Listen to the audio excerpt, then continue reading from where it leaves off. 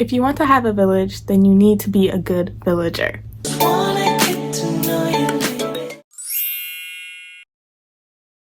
Hello pretty people, and welcome back to my channel. I hope you're having an amazing day today or whenever you are watching this video. Thank you so much for coming to this little bed rot and yap session. I have off today, and so I decided to spend the entire day in my room, which you definitely deserve. Some break days, some bed rot days. It is okay to take a break and to take a step back and rest. So that has been today for me. And I was just having some thoughts about things I learned this summer. I was just really reflecting. The summer was absolutely amazing, and now that it's coming to an end, I wanted to just share a few thoughts that I had. And one of the main things that I learned this summer was how to be a part of a village and being a good villager. And what I mean by that is if you want to have a group of family and friends and acquaintances and co-workers that genuinely care for you and you genuinely care for them, then you need to be a good villager. In order to have that village, you need to be a good villager. If you want to feel like you have a community of people, then you need to be an active member of said community. And I'm not saying that you need to, completely abandon your personal life or anything that you have going on for yourself just so you can feel like you have a community. No, your community should be uplifting you. Your community should be holding you accountable. Your community should be celebrating your wins and helping you, comfort you when you're going through some losses. That is what community is. That's what being in a village is, and that's what being a villager is. The same principle of if you want to have good friends, you yourself need to be a good friend. I feel like this summer I spent a lot of time with my village, and if you want to see my summer recap, it is up on my Instagram and on my TikTok, and you can definitely see that a lot of time was spent with my family and my friends. And I just spent a lot of time rekindling old friendships, making new friends, strengthening relationships that I already had with people, and I feel like I really solidified my village. I really feel like now, and that's something that I've always wanted since I was younger, is just to have, you watch all these shows and I always have like those go-to people that they go to for anything, like all these like really strong friend groups. And I feel like this summer I really solidified my really strong friend group that I hope we will be together for the rest of our lives, and that we can see each other through different seasons and we can celebrate each other's wins. And even if we end up moving away or just going to school somewhere else, getting our masters, our doctorates, wherever life takes us, I feel like I've strengthened my friendships to the point where I know that wherever life takes us, we're going to be good, we're going to be cool, and we can continue to celebrate and be there for each other no matter where we are.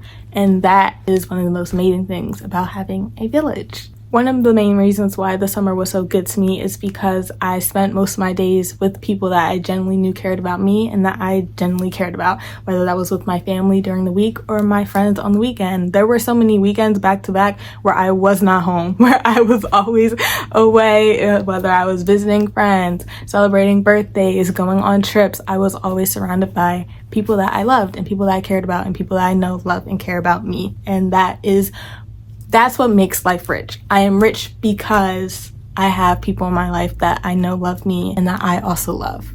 And I'm able to feel this way because I constantly put myself in positions where I could show up for the people that I care about, and in return, I know that they will always show up for me. And now I'm not saying do things just for the sake of getting something in return. That's not how you should go about life. But knowing that if you are a good friend to others, 9 times out of 10, you're going to attract good friends. I am a firm believer that your vibe attracts your tribe. So much so that I almost made an Instagram caption one time.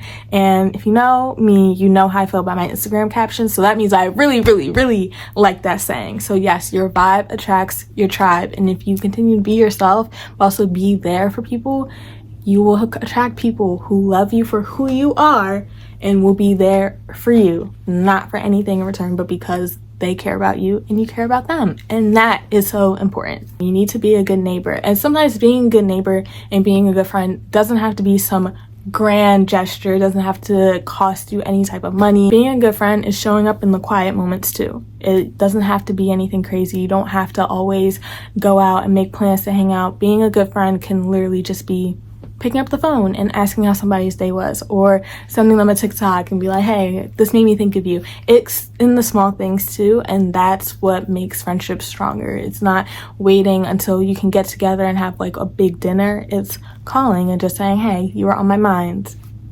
Want to chat? And it's the little things too. You need to be someone that people can rely on in order to have people that you can rely on. And I feel like this summer I really put myself in the position to show my friends that they can rely on me for anything, whether it's something big or it's something small. If you need some design advice, I'm there. If you need someone to lighten your Instagram pictures, I am there. If you need someone to pick out the order for the post that you're about to make, I'm there. I'm on the FaceTime call and we're going to figure out what song you're going to post the pictures to also.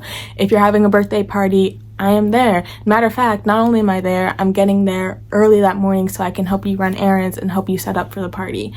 Those things literally cost me absolutely nothing, except for maybe the train ticket, because I've spent so much of the summer on the train going to places to meet with my friends, and the train is cheap. I don't have a car. I don't have a way of getting all the way up to North Jersey without taking the train. Matter of fact, I take 2 to 3 trains usually to get to where I need to go. But guess what? That is the cost of having a village. And if I have to pay $10 for a train ticket, I'm gonna pay $10 for a train ticket. If you're sad and you need to go out with someone, you need something to take your mind off of, I'm there. If you're having a party, I'm there. If you're moving into your apartment and you need somebody to help you set up, I'm there. You know what? And those things literally cost nothing except for the train ticket. Those things are just small gestures that just show that you are there for people. And in return, I promise you, people will be much more willing to be there for you. And now again, relationships should not be transactional. Friendships should not be transactional. You do things out of the kindness of your heart. I genuinely love being there for people and letting my friends know that they can trust me and rely on me. But in return, there are so many times where I would go up to the New Brunswick area on the weekends just to hang out with my friends, just to see them. And I would have no idea. Most of the time, I didn't know whose house I was going to spend the night at until the day of. But these are my people. These are my village. This is my community. And I know they're not going to leave me stranded. So I know it was going to work out. I was going to end up staying at somebody's house, and they always offered. And it was always a good and fun little sleepover vibes. But that is just the cost of having a village. You need to be able to be there for people. And now there's nothing wrong with going through seasons where you need to be by yourself. I know I certainly went through one this past spring semester, and just in the winter time, just locking in with graduation and my final dance performances. It was a lot going on. My classes were a lot harder. My capstone, spring semester, senior year, if you know, you know. Thank God we made it through. But it was a lot. It was a lot for me, and I had to spend some time with just myself, and I needed to just lock in and be all by my lonesome a lot of the time. And you know what? That is okay. It's okay to go through seasons like that. But don't be surprised when you finally open up your doors and decide to come outside that so much life has changed and gone on while you had your door shut. If you want to shut your doors in the winter and you want to block out the cold, don't be surprised when you come outside in the spring and the flowers are blooming and your neighbors moved out and somebody new has moved in, or somebody got a new car, or somebody decided to repaint their entire house. If you decide to shut your doors and decide to just take no parts in anything, don't be surprised when you come back that things have changed. Life goes on. Life continues to go on with or without your input. So don't be surprised. I feel like closer to like the end of April, May is when I finally decided, I was like, things are going better now. Everything is set. All the things for graduation is set. I'm okay. I can emerge back out of my cave and and I'm ready now to partake in all of the community's events that I might have missed out on this winter when I was just locking in. And I realized that a lot of life went on with my friends that I didn't really know about. And that's okay, because there was a lot of things that were going on with me that they also had no idea about. So we had a lot of these big talks and recaps of like the semester and everything that we missed in each other's lives. And I had to just sit with myself and realize, I was like, I don't want to do this anymore. I don't want to keep having to have these big talks and big catch-up dinners where we just go through the whole like past like 2 to 3 months of like things that we missed in each other's lives. I knew summer was coming. I might have missed a lot in the winter/spring-ish time, but I knew I didn't want to miss anything this summer. I didn't want to miss a beat. And I didn't, because I put myself in positions where I was always there. And though I do feel like my great lock-in for the winter and springtime did help me, you know, get to the place where I am now, life is all about balance. And something that I really genuinely don't believe is when people say that they don't have the time. You do have time. Everybody has the exact same 24 hours in the day. It's just about how you use it and prioritize it. Now, you could say, I have some other priorities, so I do not have enough time for this in order to make time for these certain priorities. That's fine. Say that. But you don't not have time to hang out with your friends. You don't not have time to check in with people. You don't not have time to reach out and just say hello. You have the time, but you have other priorities, and that is okay. But then again, don't be afraid when people's lives go on without you, because they will, because the world does not stop turning, the sun does not stop shining, and the moon will continue to rise with or without you. So just keep that in mind.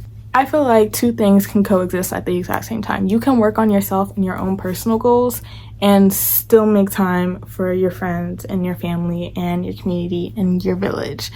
I feel like I learned a lot about that this summer too. First time actually working in corporate, and we're doing 2 internships. I could easily say, I don't have the time. I have 2 jobs. I don't have the time. But you know what? I made the time. And guess what? I had the best summer of my life. Every summer keeps getting better and better. And I feel like I say this every summer, but generally this was the best summer ever. And because I made the time and I found a way. There is a way. You just need to find it. You can make the time. You can figure it out. If you can't do it this day, you can do it another day. There are so many different alternatives. There's so many different options. You can figure out a way to do it. You just need to have the willingness to figure out how to do it. And the reason why I'm coming so hard for the I don't have time argument is because I used to make that argument. It's because I used to say that I don't have the time. And that's why I don't believe in it anymore, because I finally realized that I do have the time.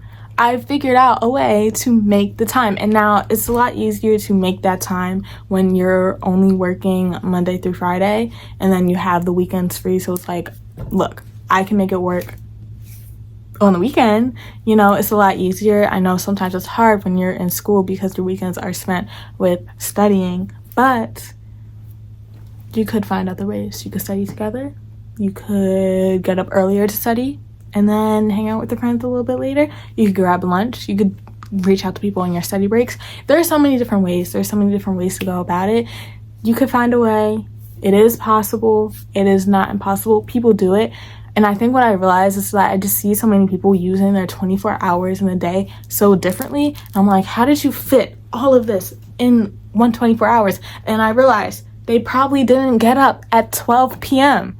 Their day didn't start in the afternoon. They actually got up when the sun got up. And that right there gives you so many more hours and time to reach out to your village. And also get done the things that you need to get done. And still have time for relaxation and fun. So yes, that was my little bed rot and yap little TED Talk for today. If you want to have a village, if you want to have that community of people that you can go to, if you're watching all these TV shows and movies and you're like, wow, their friend group is so strong. That's not how it is in real life. That is not true. That is how it is in real life. That is how friendships should be. That's how friendship groups should work. You should be there for each other, celebrating each other, comforting each other, hanging out with each other, spending time together, and they should be holding you accountable. If you have goals and you feel like you need to lock in and focus on yourself and only work on your goals, that's good and great.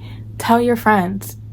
If they're good friends, they will be rooting for you and they will hold you accountable. My friend group, we literally have a note tab of everybody's goals from September to December, and we have accountability partners, and we check in with each other. And when we group FaceTime, we ask, how are y'all's goals going? And you might think that's cringy, you might think that that's cheesy, but it's so helpful. And it's so helpful to see everything listed out, because you see also whose goals might be similar to yours, and you can check in and you can have accountability partners that way.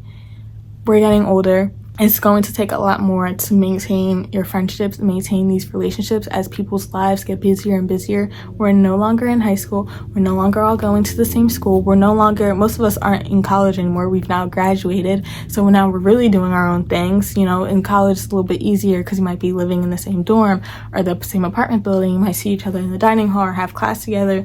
We're really now just living our own lives, and I feel like we're closer than we ever were. And that's what I love about my little village. And you can have so many different villages and so many different friend groups. I think having multiple friend groups is the best thing possible because then you have multiple people to reach out to. But your village is a combination of all of that. You might have separate communities, but your personal village is everyone that you feel close to, that you care about, and that you know love and care about you. So thank you so much for coming to this little talk. This was today's video, and I'm literally filming it the day that I'm uploading it, so you guys are really getting me in real time. I feel like this is the closest we'll get to going live for now. But thank you so much. I hope you enjoyed this little talk. If you want more, please subscribe, please leave a like, leave a comment of your thoughts. I would love to discuss in the comment section. And yeah, I will see you guys in next week's video. Bye.